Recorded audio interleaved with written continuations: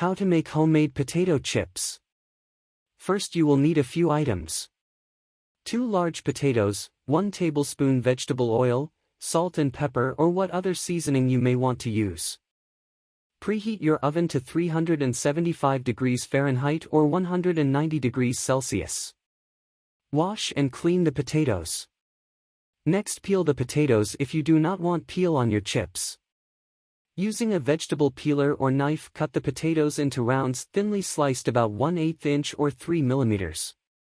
Place sliced potatoes in a large bowl, adding the vegetable oil and seasonings. Toss or gently stir them, making sure they are all coated with oil and seasoning.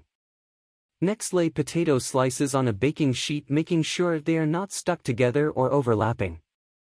Bake the slices for 10 to 15 minutes or until golden brown or to your desired crispiness. Once the chips are to your desired liking, it is best to remove them from the baking sheet immediately, or else they will continue to bake on the pan.